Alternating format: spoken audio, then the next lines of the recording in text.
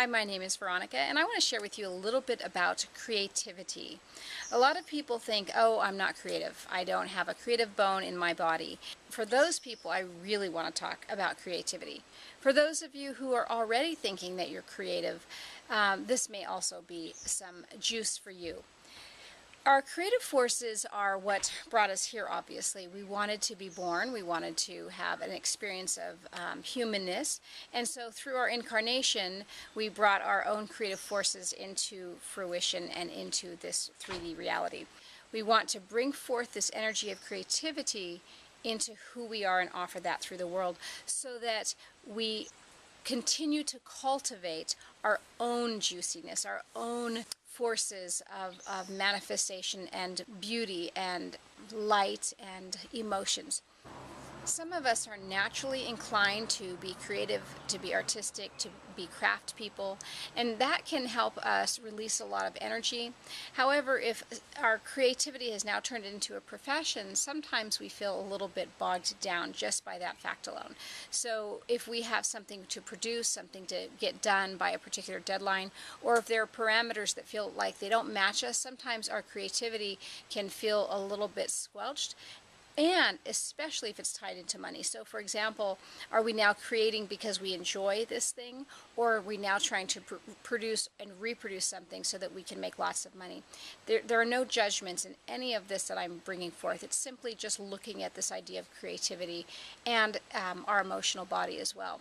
So when I work with people who have these places and not understanding their joy, not understanding what even makes them happy, if they don't have a deep connection or sense of their own emotions or their emotional body, a lot of times I'll talk about this idea of really connecting in through some creative force.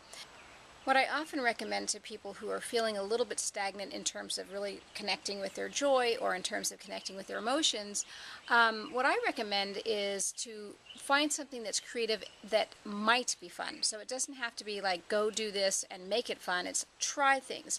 Really good energies to play with are some sort of water.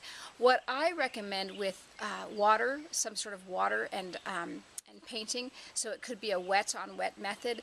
It could be just enjoying the watercolor on dry paper. And what I mean by wet on wet, that means you get the paper that you are painting on wet ahead of time.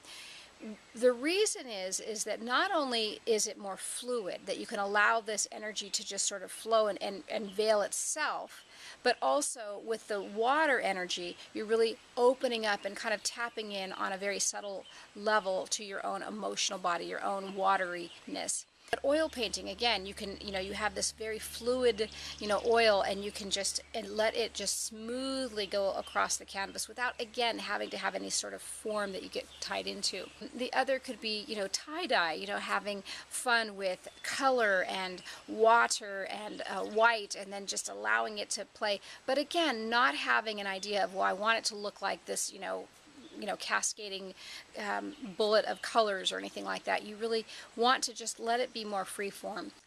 Pastels are lovely. Oil or chalk pastels, again, can be very fluid, can be fluid in the sense of, we can allow the colors to just blend and become what they are versus trying to create something specific.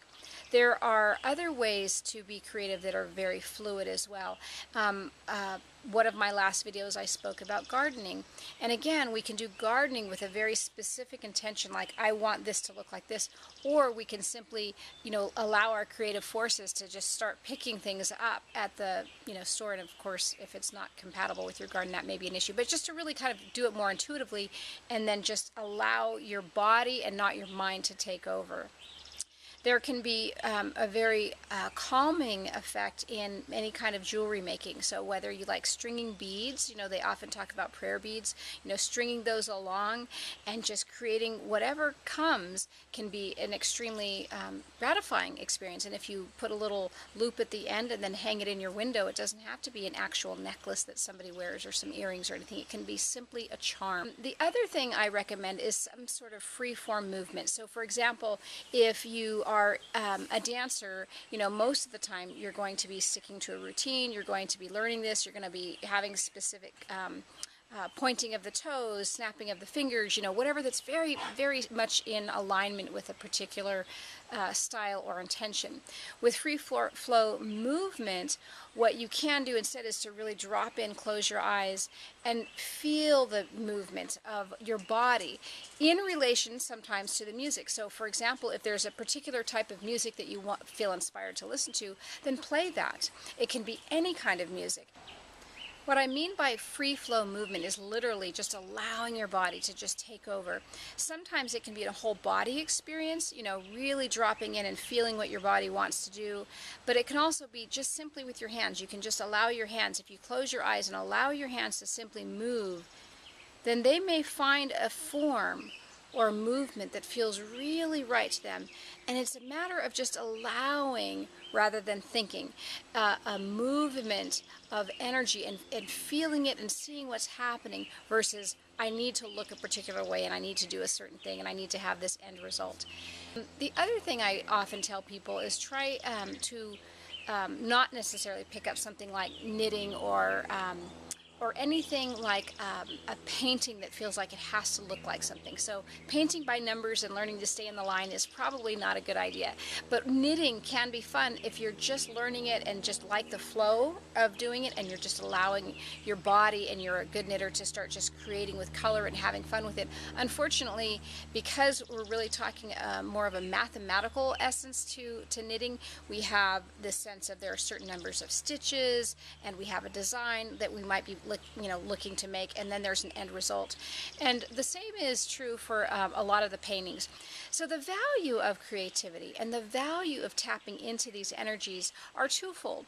One of which is our creative bodies are very much connected to our emotional bodies. So for anybody who's really struggling with their emotions, whether it's containing them or getting in touch with them, these are ways to safely tap into the emotional body without feeling so threatened or so direct.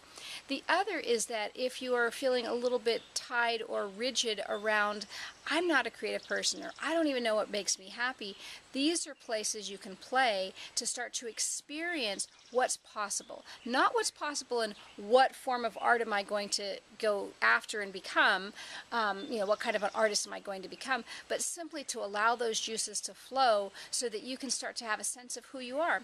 The good thing about trying different things is that, for example, if you don't like, the painting, or if you don't like any of the things you've tried, then that's one less thing to worry about. But if you do like it, it starts to open things up. So the idea is, again, not to get rigid, not to feel stuck by any particular mindset or any particular end goal. I want it to look like this, but to really drop into, commune with this work that you're, working with, saying, hey, what is it that you want me to paint canvas? What is it that you want me to move, body? How is it that I'm dropping into myself? So to really just tap into that place to let this energy flow.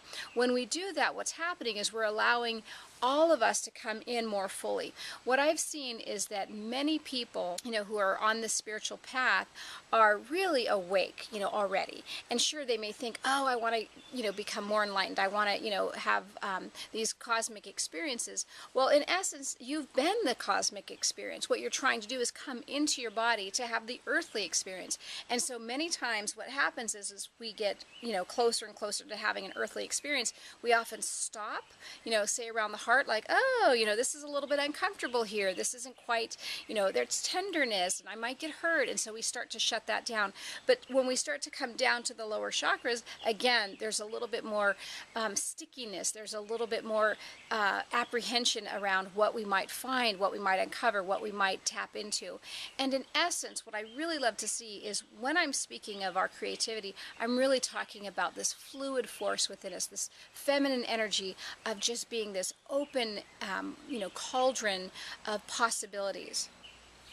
In this cauldron of possibilities is your essence, is your soul wanting to express itself more. And so what I like to see is by stirring that up, you're allowing those juices to start flowing, to start moving, to start creating the juiciness within you, and then it starts to bubble and wants to come forth to the world and share you with the world. So I hope you enjoyed this time together, and that you find something, anything, that will start to allow that movement of your own juiciness to start to flow, to present through you as your really yummy, juicy, powerful self. And thank you.